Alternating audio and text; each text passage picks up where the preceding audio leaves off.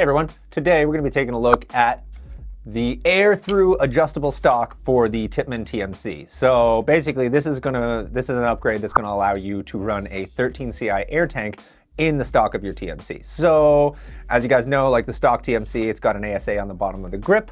You know, some people not super into that whole setup. And for a MagFed marker, a lot of people like running a 13CI. So now you're going to be able to do that with the TMC. And rather than just talk about it, I'm actually going to show you guys how to install it because it is a teensy tiny bit tricky, and you know, just figured we could help out with that.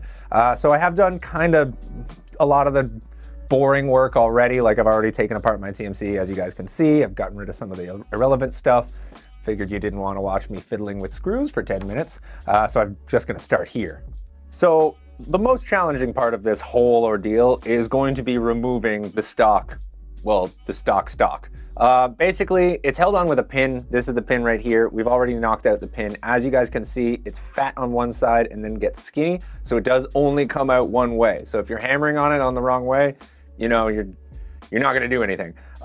It was really tight in there. So we did have to use a hammer and a punch to get it out. So I would recommend like, try that first. Like don't try anything less than that. It's going to be a nightmare if you do. And it's still on there really tight. So we found that the best way to actually get the actual stock off, because it's just tension fit in here right here, take a screwdriver, like a little slot screwdriver, and then just kind of get her in there like that, separate it a bit, and then you should be able to just pull it out like that.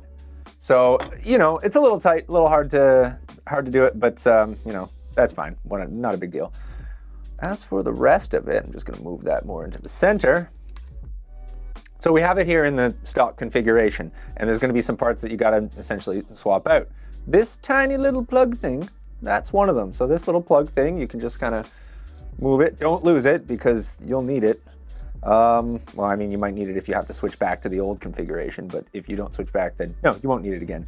Then you're just gonna basically pull out some of the internals in kind of no particular order. It doesn't really matter because we're trying to get at the power tube right now. Come along then. There we go. So once you got the power tube out, you're going to remove the air pipe. Just pulls out like that. And you're going to take the air pipe that was included with the air through stock. And you're going to put it in like that. And as you'll see, so it's going to slot in. And as you'll see, it fits into this groove right here. Get that back into position. You want to carefully put all your other internal bits back, which is a tiny bit fiddly, I'll admit, but it's not too bad. Just be careful you don't lose any springs or anything like that, or any of these pins, because that'll be annoying. And almost get in there. There is kind of specific order you can do this all in, so it's not too bad. All right. So essentially you want it to, you know, look like this. It's not super complicated. You're just switching out an air pipe, and then you're going to basically put the whole marker back together again. So we've got our TMC put back together. I do want to point out that the air through stock does come with a little plastic bit that's going to fill in the hole where the old ASA was. So don't forget to put that in there too when you're putting it back together. I also find that just in terms of ease of installation, I actually find that putting in this drive spring at the end when you're putting the stock on was just a little bit easier. So that's just my advice to you.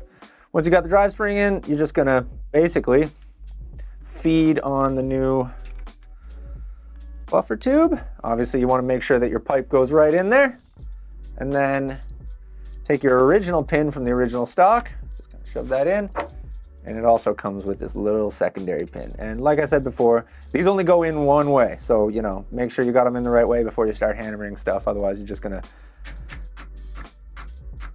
And once these are hammered in, they are not gonna fall out on you. If you wanna remove this, you have to, you know, actively try to remove it.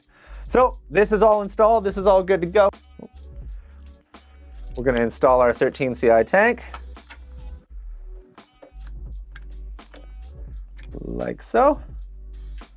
And you're going to take the actual bottle cover and pull like that. And there you have it. that is installed, and you now have a TMC that has a 13 CI air tank in its stock. And once it's put back together, this is your end result. You got your TMC that now has a 13 CI air tank in the stock. So that's pretty cool. I think that's a pretty cool upgrade for it. But what do you guys think? Those of you that have TMCs, you're looking forward to picking up one of these, or do you really care about having an ASA on the bottom of the grip? Like, we'd like to hear about it. And if you could like and subscribe, we always appreciate it. And thanks for watching.